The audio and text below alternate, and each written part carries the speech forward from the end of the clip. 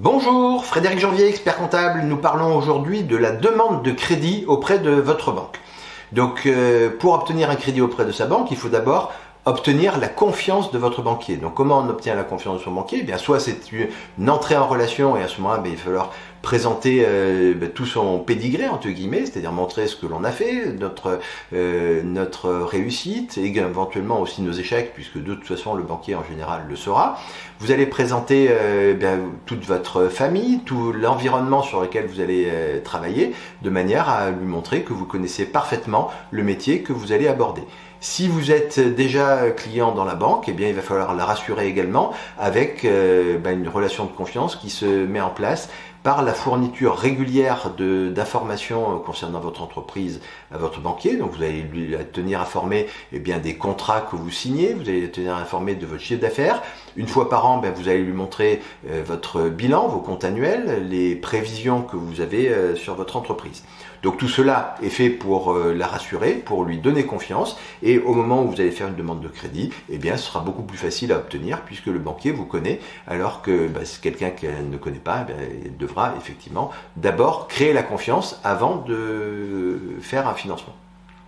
La demande de financement elle-même se fait par le biais d'un dossier bancaire, donc ce qu'on appelle traditionnellement un business plan. Donc dans le business plan, qu'est-ce qu'on va retrouver? On va retrouver la présentation de l'activité de l'entreprise. Si ça va concerner des développements, vous allez dire les développements que vous avez faits, vous allez présenter les devis, vous allez présenter des contrats que vous avez pu signer avec certains clients.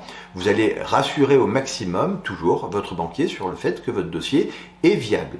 Une fois que vous avez présenté cette partie économique, vous allez présenter des parties chiffrées. Donc c'est ce que l'on fait avec un prévisionnel d'activité et un prévisionnel de trésorerie. Donc vous allez montrer le chiffre d'affaires que vous allez réaliser grâce à ces investissements, les charges qui sont en rapport de ce chiffre d'affaires, et puis la rentabilité de votre entreprise ou de votre projet d'investissement. Le banquier va également regarder la trésorerie qui a trait à cet investissement, puisque c'est cette trésorerie qui va vous permettre de rembourser son crédit. Elle a besoin d'être parfaitement rassurée sur le fait que le crédit va être remboursé.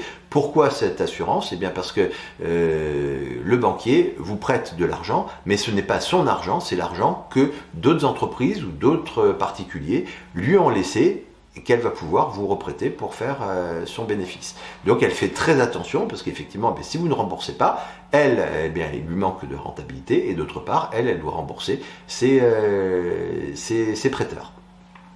Vous avez d'autres conseils qui sont là également pour vous aider, donc indépendamment de l'expert comptable. Vous allez retrouver les intermédiaires de la Banque de France qui sont là pour vous aider. Vous allez pouvoir retrouver également le réseau des chambres de commerce, le réseau des chambres de métiers, et puis beaucoup d'organismes professionnels, de fédérations professionnelles sont là également pour vous aider à constituer votre dossier de financement. Vous avez des questions concernant ce dossier de financement, vous n'hésitez pas à nous contacter, c'est avec plaisir que nous vous renseignerons.